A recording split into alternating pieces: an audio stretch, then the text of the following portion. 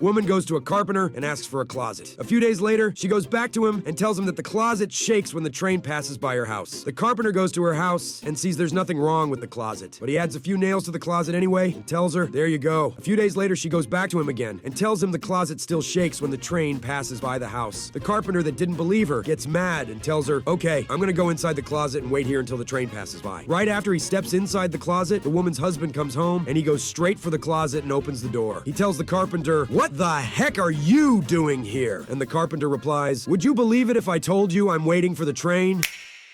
It would be best to keep on the good side of a Scottish cop. A London lawyer runs a stop sign and gets pulled over by a Scottish cop. He thinks that he is smarter than the cop because he is a lawyer from London and is certain that he has a better education than any Scottish cop. He decides to prove this to himself and have some fun at the Scottish cop's expense. Scottish cop says, license and registration, please. London lawyer says, what for? Scottish cop says, you didn't come to a complete stop at the stop sign. London lawyer says, I slowed down and no one was coming. Scottish cop says, you still didn't come to a complete stop. License and registration, please. London lawyer says, what's the difference? Scottish cop says, the difference is ye hufty come to a complete stop. That's the law. License and registration, please. London lawyer says, if you can show me the legal difference between slow down and stop, I'll give you my license and registration, and you give me the ticket. If not, you let me go and don't give me the ticket. Scottish cop says, sounds fair. Exit your vehicle, sir. The London lawyer exits his vehicle. The Scottish cop takes out his baton and starts beating the living snot out of the lawyer and says, do you want me to stop or just slow down?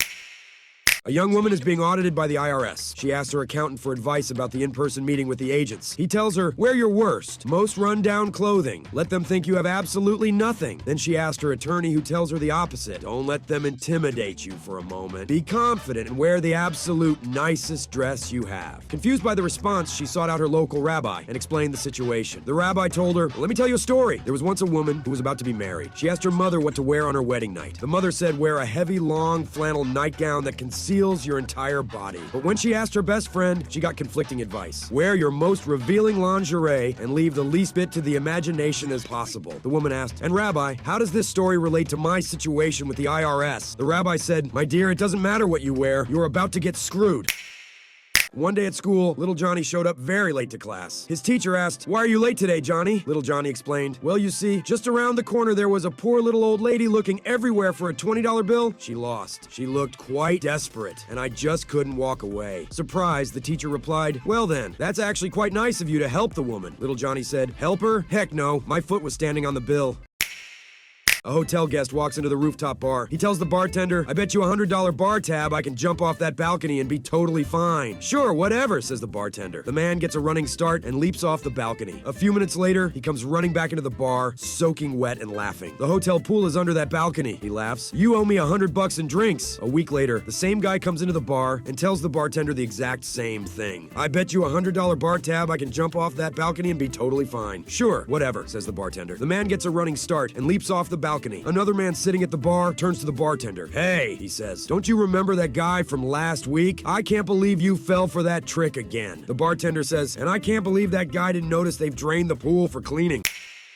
A married couple was on holiday in Pakistan. They were touring around the marketplace, looking at the goods and such, when they passed a small sandal shop. From the inside, they heard a Pakistani accent say, welcome foreigners, come into my humble shop. So the married couple walked in. The Pakistani man said to them, I have some special sandals I think you'd be interested in. They make you wild with passion and desire like a great desert camel. Well, the wife was really interested in buying the sandals after what the man had claimed, but her husband felt he really didn't need them, being a superstar as he was. The husband, how could sandals make you more passionate? The Pakistani man replied, why don't you see for yourself? Well, the husband, after much badgering from his wife, finally conceded to try them on. As soon as he slipped them onto his feet, he got this wild look in his eyes, something his wife hadn't seen in years. Raw desire. In a blink of an eye, the husband rushed up to the Pakistani man, threw him on the table, and started tearing at the guy's pants. All the time, the Pakistani man was screaming, wrong feet! Wrong feet!